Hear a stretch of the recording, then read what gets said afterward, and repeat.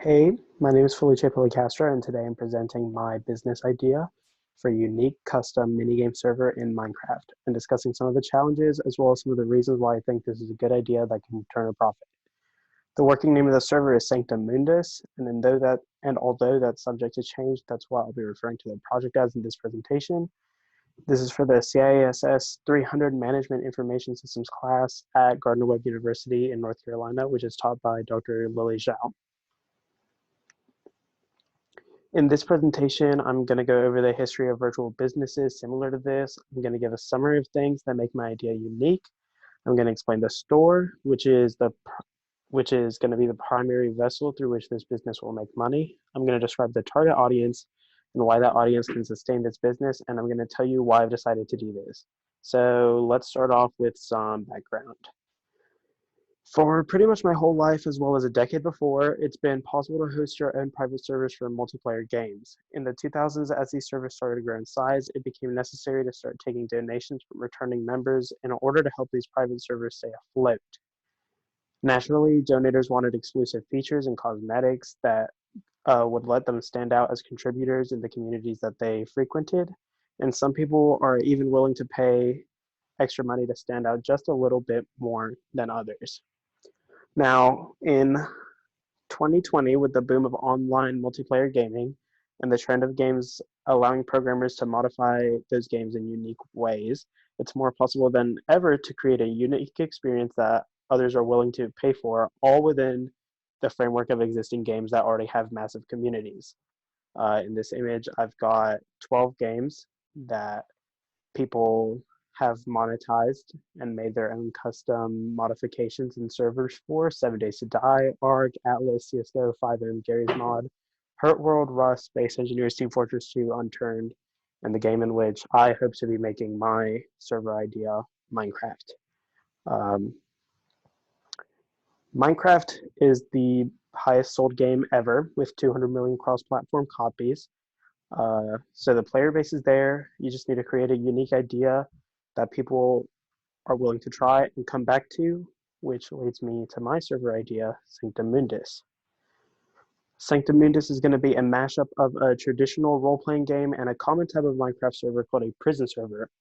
It's not going to be really either of the two, but it's going to take the best elements from each one in order to create a unique experience.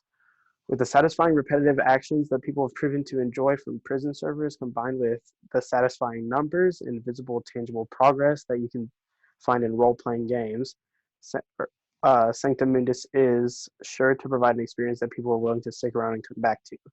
There's going to be lots of playstyles that interact in harmony. That way we can reach multiple audiences within those that already play Minecraft and cater to their playstyles without forcing them to take part in maybe types of gameplay that they don't usually like doing. Alongside this, Sanctum Mundus is going to be borrowing prestige features that are becoming popular in a new genre of games called incremental games.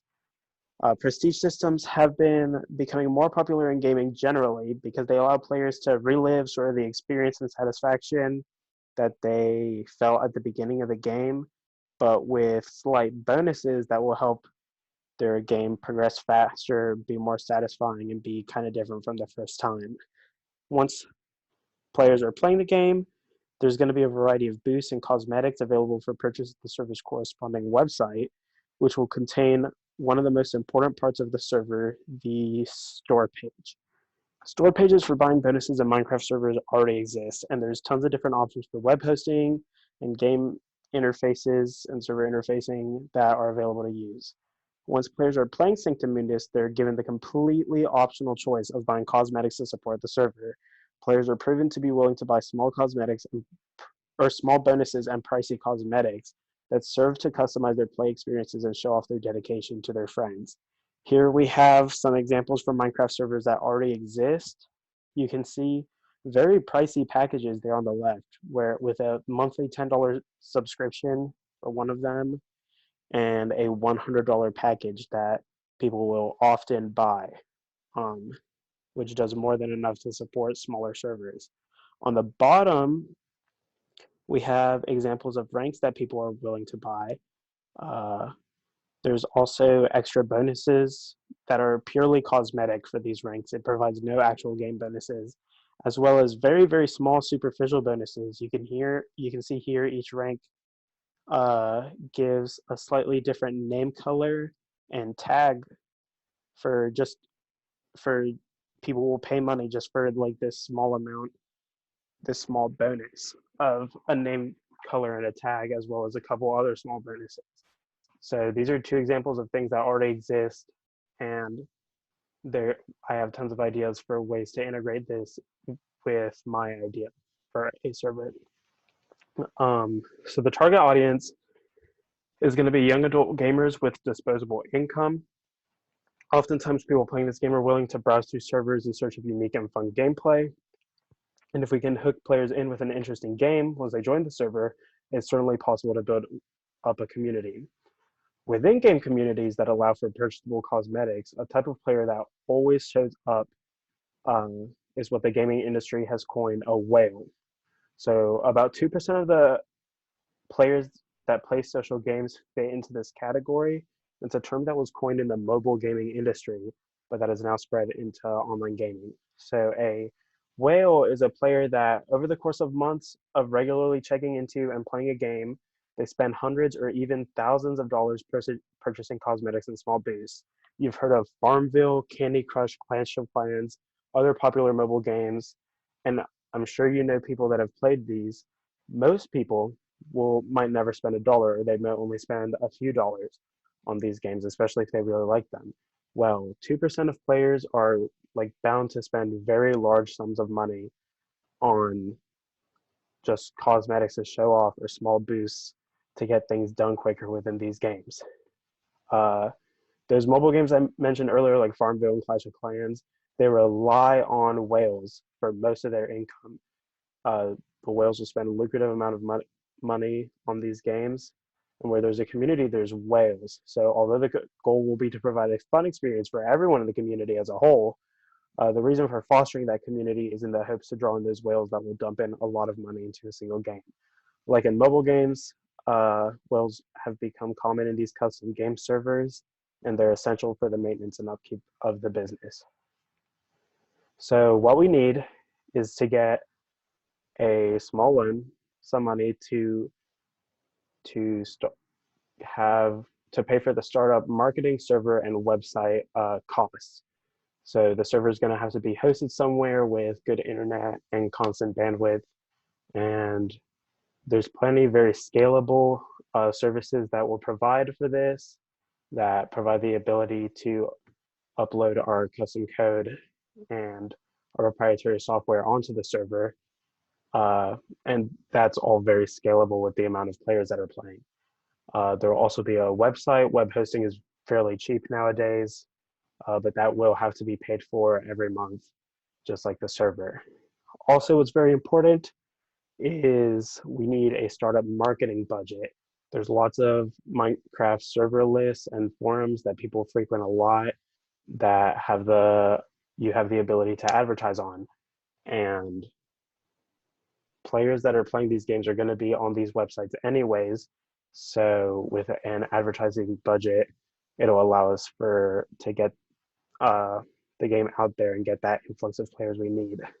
In this image, we see that the number one server on this list, which I just found Googling Minecraft server list, also happens to be the sponsored server.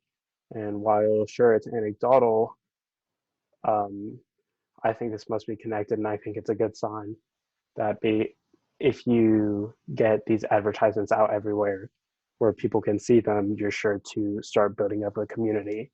You can see there's 852 players concurrently online out of a 1,000 max on this server here.